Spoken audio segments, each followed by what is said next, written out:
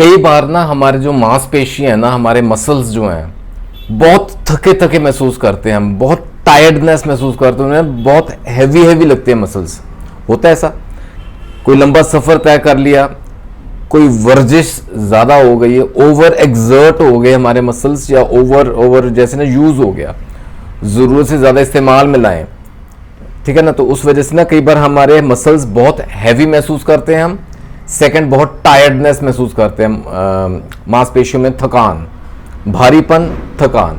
अगर तो इसी वजह से हो रहा है, जैसे ना ओवर यूज हो गया है ना, ओवर एक्सर्ट हो गए हैं, ओवर ट्रेनिंग हो गई है, जिम में ज्यादा वक्त लगा लिया या वट तो जब थोड़ा आराम करेंगे ना, थोड़ा रेस्ट करेंगे या वक्त गुजरने से ठीक हो जाते हैं, नॉर्मल हो जाते हैं, नॉर्मल मान के चलेंगे। लेकिन अगर ये दिक्कत परसिस्टेंट हो रही है, लगातार हो रही है और बहुत जैसे ना नाकाबिले बर्दाश्त हो रही है, तो होम्योपैथी हेल्प करती है।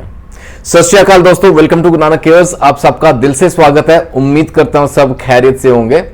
देखिए कितना मजेदार सिस्टम बनाया परमात्मा ने हमारे बॉडी में। There around 600 muscles, right. और मसल्स के बिना बॉडी की मूवमेंट जीरो है। कई मसल्स ऐसे हैं जिन्हें हम वॉलंटरीली मूव करते हैं अपना काम करने के लिए, कई ऐसे हैं जो खुद ब खुद अंदर काम करते जा रहे हैं, हमें मालूम भी नहीं पड़ता, लेकिन वो इनवॉलंटरीली अपना काम कर रहे हैं, जिससे हमारा गुजारा हो रहा है, कह लें। There are 3 types of main 3 तरह के मसल्स रहते हैं। स्केलेटल मसल्स हो गए, स्मूथ मसल्स हो गए और कार्डियक मसल्स हो गए।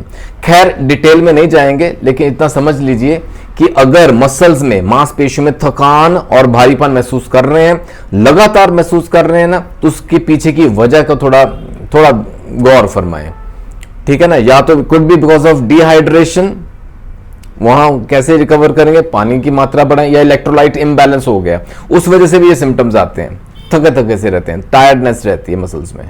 तो क्या करें, हल्की हल्की ना मूवमेंट्स किया करें, लाइट स्ट्रेचिंग एक्सरसाइज हो गई, हल्की हल्की वॉक हो गई, सैर जितने हमारे शरीर अलाउ करता, ठीक है। और योगा हल्का फुल्का थोड़ा सा करें, लेकिन मूवमेंट रखें जितने बर्दाश्त कर सकें, फर्स्टली। सेकेंडली, रेस्ट लें, एडिक्वेट रेस्ट इज रिक्वायर्ड। जहां बहुत ज्यादा तकलीफ बढ़ रही है ना, थोड़ा आराम करें, थोड़ा वक्त टल जाता है, ठीक हो जाता है, ठीक है। Rest is first. Second is ice pack लगाएं, जहां ना टायर्डनेस, हैवीनेस, पेन जुड़ती है, दर्द अगर मांसपेशी में ना, आइस पैक्स अक्सर मदद कर जाते हैं, तो वो देखें। कई बार ना कुछ शरीर का एक ही हिस्सा हर बार प्रभावित होता है, हर बार वही अफेक्ट होगा, वही असर दिखता है, वही तकलीफ होती है, तो कंप्रेशन से रिलीफ मिलती है।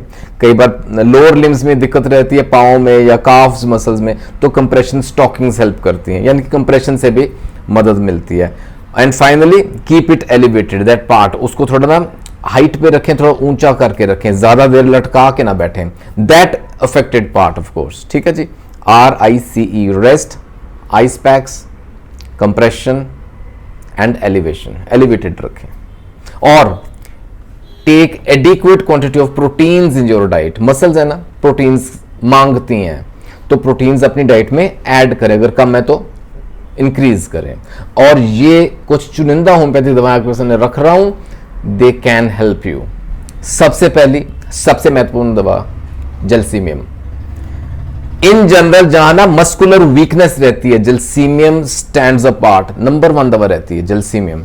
मसल वीकनेस कैसे, हमारा ना पूरा मस्कुलर सिस्टम ही जैसे रिलैक्स्ड हो गया, जैसे ना ताकत ही नहीं है कुछ काम करने की, इतने रिलैक्स्ड हो गए muscles, we can hardly move them, उनको हिलाना डुलाना भी मतलब दुश्वार हो गया, ऐसा होता है। खासकर हमारे लिम्स की मसल्स जो हैं, बाजुओं की और टांगों की मसल्स है ना, वहां ये ज्यादा असर दिखता है, मूवमेंट ही नहीं कर पाएंगे, इतने रिलैक्स्ड, इतने टायर्ड, इतने थके हुए। और मस्कुलर कोऑर्डिनेशन, अगर आपस में हम जैसे वॉक कर रहे हैं ना, आपस में मसल्स कोऑर्डिनेट नहीं करेंगी, टांगे आपस में कोऑर्डिनेट नहीं कर पा रही, वॉकिंग डिफिकल्ट हो गया है, ऐसा लगता है कि जैसे हम गिर जाएंगे।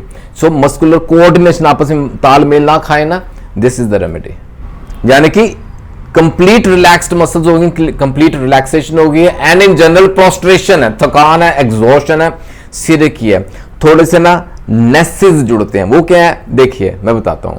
सिम्टम्स में ना अगर टायर्डनेस है, वीकनेस है, सोरनेस है और हैवीनेस है, ये सारे नेस।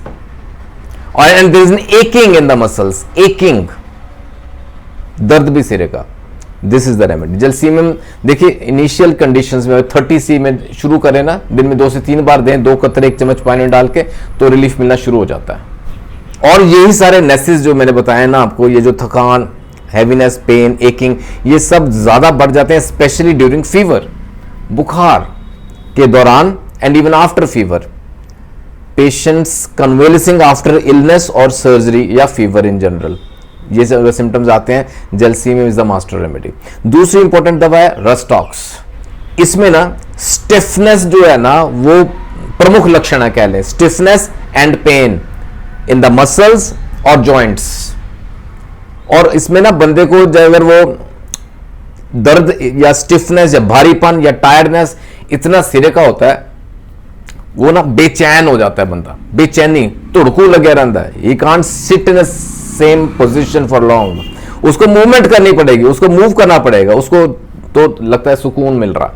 यानी कि एक्सट्रीम रेस्टलेसनेस साथ जुड़ती है मसल्स की, ये टायर्डनेस और हैवीनेस के साथ, एक्सट्रीम रेस्टलेसनेस, इतनी बेचैनी, he keeps on changing position, अपना वो पोजीशन जो है वो बदलता रहता है।